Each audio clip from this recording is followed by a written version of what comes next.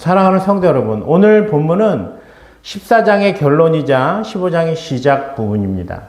그러니까 이제 바울은 이 한 가지에 지금 집중하고 있는데요. 바울은 당시 로마 교회의 내부적인 갈등의 주 원인을 해결할 중요한 원리를 오늘 본문에서 말하고 있습니다. 교회 안의 갈등과 분열을 조장하는 것, 그것을 어떻게 하면 해결할 수 있을까에 대한 부분을 말하고 있습니다. 그 당시 로마 교회는 음식 문제와 절기 문제로 아주 심각한 내용을 겪고 있었죠. 그러니까 무슨 말이냐면 음식, 특히 그 중에 고기는 우상에게 제사를 지낸 그 고기를 시장에다 내다 팔았습니다. 그런데 어떤 사람은 그것을 먹는데 전혀 꺼리낌이 없이 시장에서 그 고기를 사다 먹었지만, 또 어떤 성도들은 아니 어떻게 우상에게 제사를 지낸 음식을 먹을 수 있는가? 그거는 우상을 섬긴 것과 똑같은 것이 아닌가? 라는 말을 하며 먹지 않았습니다. 여러분 어떻게 생각하십니까? 우상에게 드려진 제물을 먹어야 할까요? 먹지 말아야 할까요? 여기서 말하고 싶은 것은 뭐냐면 그것은 먹어도 되고 먹지 않아도 된다는 거예요. 왜 먹어도 되냐? 모든 음식은 하나님이 주신 것이기 때문에 그것을 먹네 전혀 거리낌이 없어도 된다는 거예요. 그러나 믿음이 연약해서 그것을 먹지 못하는 자들을 생각하라는 거예요. 만약에 바울이 무엇을 말하고 있습니까? 만일 음식으로 말미암아 내 형제가 근심하게 되면 이는 내가 사랑으로 행하지 아니함이라. 만일 믿음 없는 사람이 나는 믿음이 있다고 해서 그 음식을 먹는 것을 꺼리낌 없이 그에게 보여주는 것이라면, 그래서 그 믿음 없는 형제나 자매가 그것 때문에 시험에 든다고 하면 그것은 나의 잘못이라는 거예요. 모든 음식은 다 먹을 수 있지만 그 음식을 먹는 기준은 뭐예요? 상대방을 세우는 데 있다 라는 사실입니다. 그리스도에게는 자유가 있어요. 무엇이든지 행할 수 있지만 다른 사람을 세우는데 그것이 초점이 맞춰져야 한다는 것입니다. 여러분, 예수께서도 하나님의 아들이시지만 자신의 권리를 주장하시지 않았어요. 만약에 예수께서 자신의 권리를 주장하셨다면 오늘날 우리는 구원받지 못했을 것입니다. 신앙이 성숙한다는 것은요, 내 권리를 더 자유롭게 주장하는 것이 아니라 오히려 형제를 위하여 내가 무엇을 포기할까를 생각하는 것입니다. 자, 그렇다면 우리가 서로를 받아줘야 하는 그 이유는 무엇입니까? 그것은 바로 그리스도께서 우리를 조건 없이 받아주셨기 때문에 우리도 서로를 받아주며 상대방을 세울 수 있어야 한다는 사실입니다. 15장 7절은 오늘 본문의 핵심입니다. 그러므로 그리스도께서 우리를 받아 하나님께 영광을 돌리신과 같이 너희도 서로 받으라.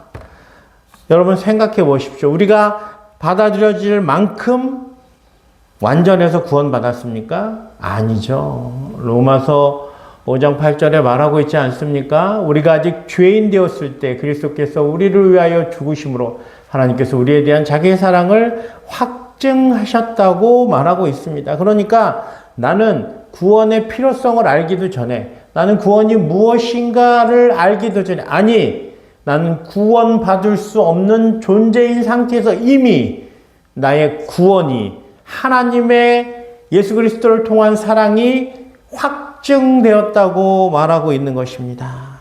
그렇다면 우리도 교회 안에서 서로 연약한 자들을 품어주고 보듬어줘야지.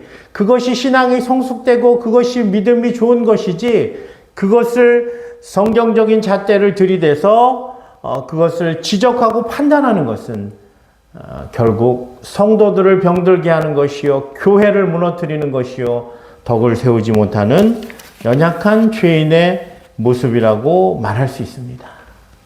여러분, 하나님께서 주시는 소망 가운데 우리는 살아야 한다는 거예요. 15장 13절에 바울은 이렇게 축복합니다. 소망의 하나님이 모든 기쁨과 평강을 믿음 안에서 너희에게 충만하게 하사 성령의 능력으로 소망이 넘치게 하시기를 원하노라. 아멘. 교회가 하나 될 수 있는 힘은 우리의 성품에서 나오는 것이 아닙니다. 소망의 하나님께서 주시는 은혜에서 나오는 거예요. 여러분, 아무리 믿음이 좋은 사람도요, 은혜가 떨어지면 실수합니다. 아무리 성령이 충만하다고 하는 사람도요, 그 믿음이 떨어지게 되면 엉뚱한 말을 하게 된다는 사실입니다. 여러분, 성령께서 역사하실 때만 우리는 기쁨과 평강과 소망이 살아난다는 사실을 기억해야 합니다. 그러므로 우리가 믿음이 있다고 말하는 것, 신앙이 성숙하다고 말하는 것은 결국 나 자신의 유익을 위하여서 내 권리를 주장하는 것이 아니라 오히려 상대방의 권리를 존중해주고 세워주는 것으로 나타나는 것인데, 그것은 우리가 은혜가 충만할 때 비로소 빛을 발하게 된다는 것입니다.